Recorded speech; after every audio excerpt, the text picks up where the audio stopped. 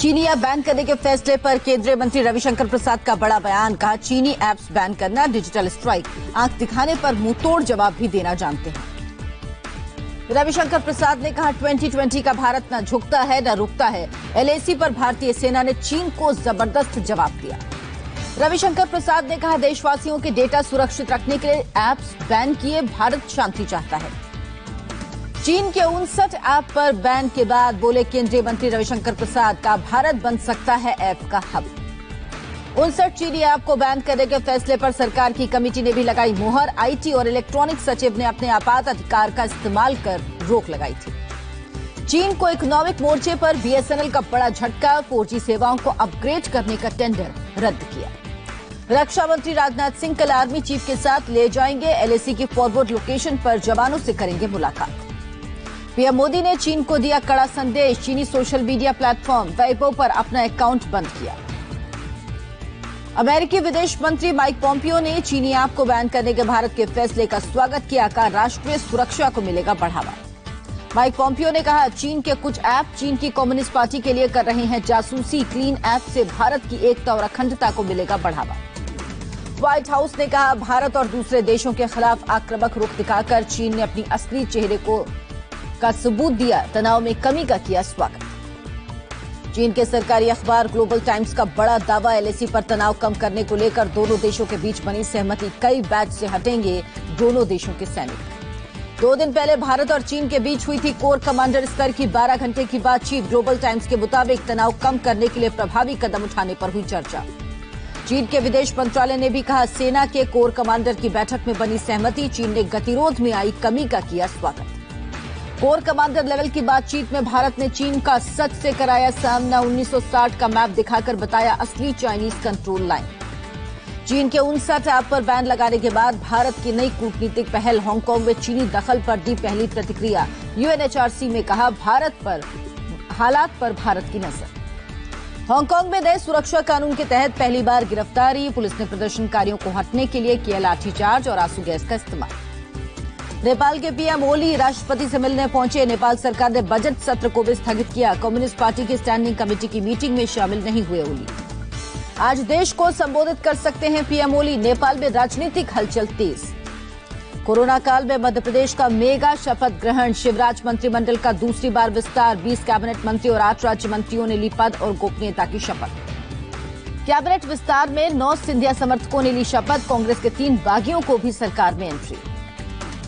गोपाल भार्गव, विजय शाह, जगदीश देवड़ा ने ली मंत्री पद की शपथ। उषा ठाकुर, राज्यवर्धन सिंह, दत्ती गांव, हरदीप सिंह डंग को शिवराज मंत्रिमंडल में जगह। शिवराज सरकार में युवा चेहरे को भी मौका। भारत सिंह कुशवाहा, ओपीएस भदौरिया और इंदर सिंह परमार ने भी ली मंत्री पद की शपथ। मध्य प्रदेश के पूर्व मुख्यमंत्री कमलनाथ ने बीजेपी के 2 नेताओं को भेजा कानूनी नोटिस। प्रभात झा और वीडी शर्मा से 7 दिन के अंदर जवाब मांगा। दिल्ली एनसीआर में कोरोना से निपटने पर गृह मंत्री अमित शाह की high level meeting, video conferencing के जरिए शाम 4:30 बजे होगी बैठक। दिल्ली, यूपी, हरियाणा के मुख्यमंत्रियों के साथ मंथन करेंगे। गृह मंत्री अमित शाह सीएम केजरीवाल के साथ दिल्ली के हालात पर चर्चा करेंगे। कोरोना के बढ़ते मामलों को लेकर तैयारियों का लेंगे जायजा। दिल्ली वालों से एक बार फिर सीएम अरविंद केजरीवाल की अपील, कोरोना से ठीक होने वाले प्लाज्मा डोनेट करें। ज्यादा से ज्यादा संख्या में 18 से 60 साल के बीच वाले प्लाज्मा डोनेट करें।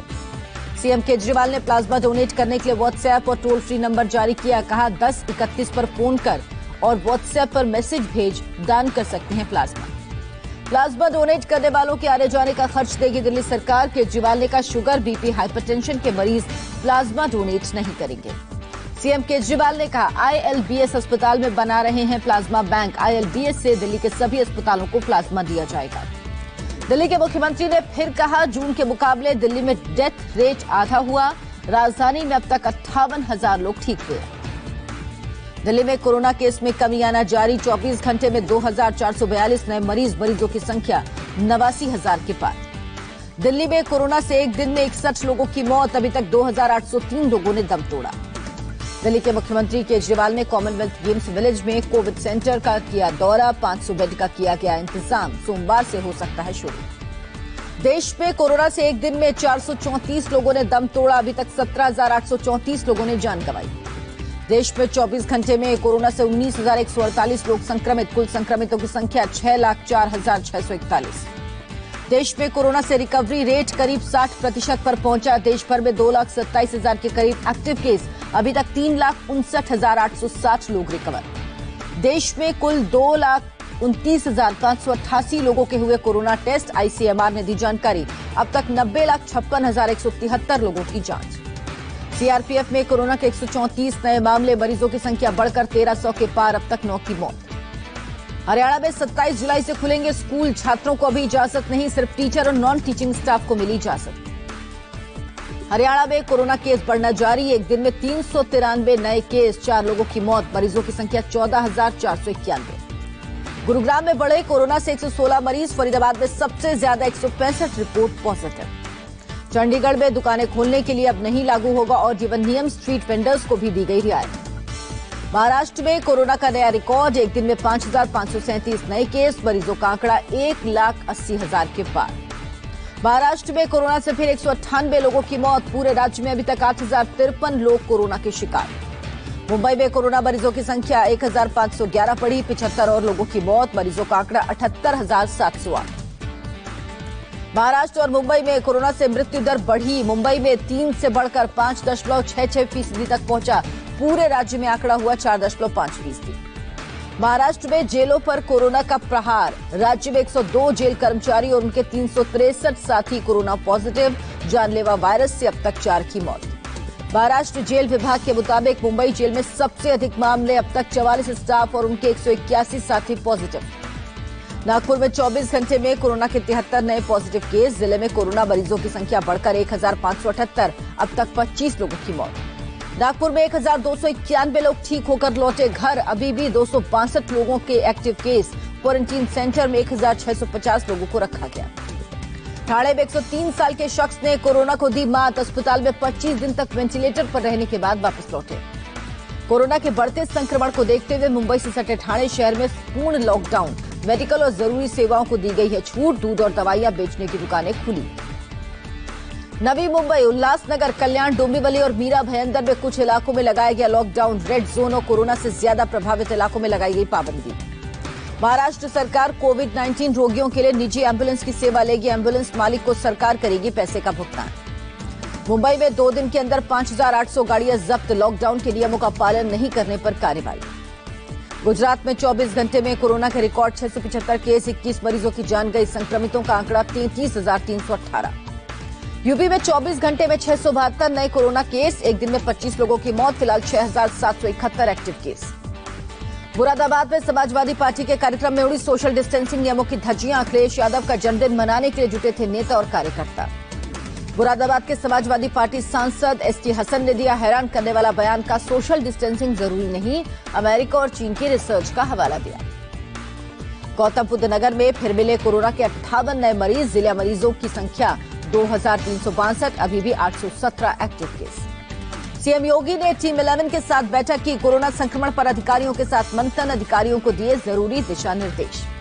मेरठ, बुलंदशहर, गाजियाबाद, हापुड़, गौतम बुद्ध नगर और बागपत में आज से घर घर सर्वे। बाकी जिलों में 5 जुलाई से अभियान। मध्य प्रदेश में कोरोना के 268 नए केस। एक दिन में 9 लोगों की मौत। राज्य में मरीजों की संख्या 13,861। मध्य प्रदेश के मुख्यमंत्री शिवराज सिंह चौहान ने किल कोरोना अभियान का किया आगाज। राज्य में हर घर की होगी स्क्रीनिंग। इंदौर में किल कोरोना अभियान के दौरान पुलिस, स्वास्थ्य विभाग और जिला प्रशासन की बैठक। सर्वे के दौरान मिले डेटा को सार्थक ऐप के जरिए करना होगा फीड। राजस्थान में कोरोना के 115 नए पॉजिटिव केस। 5 और लोगों की मौत। राज्य में संक्रमितों की संख्या 18,427।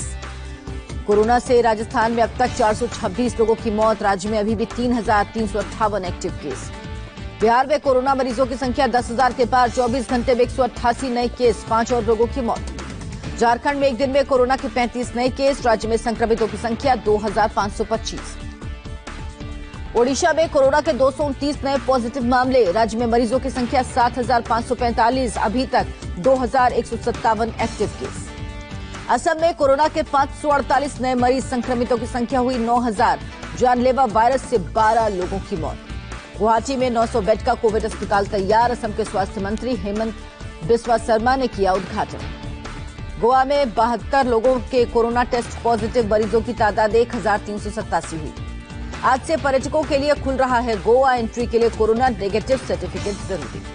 तमिलनाडु में कोरोना ग्राफ 94,000 के पार, कोरोना के 3,882 नए केस, 63 लोगों की मौत। तेलंगाना में एक दिन में 1,018 केस, 7 लोगों की मौत, संक्रमितों की संख्या 17,357। आंध्र प्रदेश में एक दिन में कोरोना के 657 नए मामले, टोटल केस 15,252। कर्नाटक में एक दिन में रिकॉर्ड 1,272 पॉजिटिव केस, 7 लोगों की मौत, मरीजों का आंकड़ा 16,514। कर्नाटक के दावणगेरे से आई इंसानियत को शर्मसार करने वाली तस्वीर, कोरोना से मरने वाली महिला को जेसीबी से दफनाया गया। दावणगेरे के डिप्टी कमिश्नर ने दिए जांच के आदेश, हेल्थ ऑफिसर और डिस्ट्रिक्ट नोडल ऑफिसर को कारण बताओ नोटिस। बेंगलुरु में एक डॉक्टर और एम्बुलेंस ड्राइवर की पिटाई, अस्पताल में नियमों के उल्लंघन करने पर डॉक्टर ने रोका था। डॉक्टर और ड्राइवर के साथ मारपीट की घटना सीसीटीवी में कैद, पुलिस ने मामला दर्ज कर आरोपियों की तलाश शुरू की। अंडमान निकोबार में पिछले 24 घंटे में कोरोना के 9 नए मामले, एक्टिव केस की संख्या 47, अब तक 50 रिकवर। नागालैंड में कोरोना के 34 नए केस, राज्य में 535 पॉजिटिव केस, 182 मरीज रिकवर।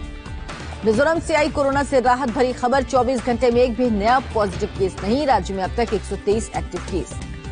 10 जुलाई को सुप्रीम कोर्ट में विदेशी तबलीगी जमातियों की वीजा रद्द करने के मामले में होगी सुनवाई, कोर्ट ने केंद्र से मांगा जवाब। एलओसी पर पाकिस्तान की नापाक हरकत जारी, पुंछ के केरनी सेक्टर में पाकिस्तान ने की गोलीबारी। जम्मू कश्मीर के सोपोर में शहीद सीआरपीएफ जवान को श्रद्धांजलि अर्पित की गई, कल आतंकी हमले में हुए थे शहीद सीआरपीएफ जवान को कश्मीर आईजी विजय कुमार ने किया नमन, जवान की अर्थी विजय कुमार ने कंधा दिया। अमेरिका की बायोटेक कंपनी इनोविया ने कोरोना की वैक्सीन बनाने का किया दावा, वैक्सीन का ह्यूमन ट्रायल 94% सफल। अमेरिका में दवा कंपनी फाइजर ने भी शुरुआती 4 वैक्सीन को उत्साहजनक बताया, 45 लोगों पर किए गए ट्रायल को सफल बताया। ब्राजील में कोरोना का कहर जारी, वायरस से मृतकों की संख्या 60,000 के पार, मरीजों की संख्या 14 लाख से ज्यादा। ब्राजील में ऐप आधारित food delivery, courier transport service से जुड़े कर्मचारियों ने की हड़ताल, काम के हालात में सुधार की मांग।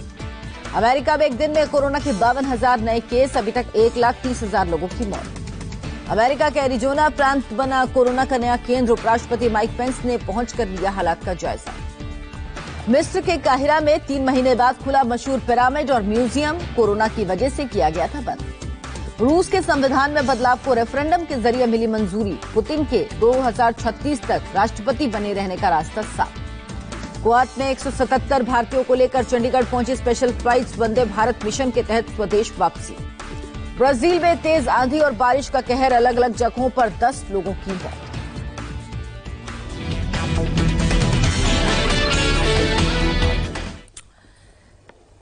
इस वक्त की बड़ी खबर आपको बता दें, नेपाल से आ रही है, जहां प्रधानमंत्री केपी शर्मा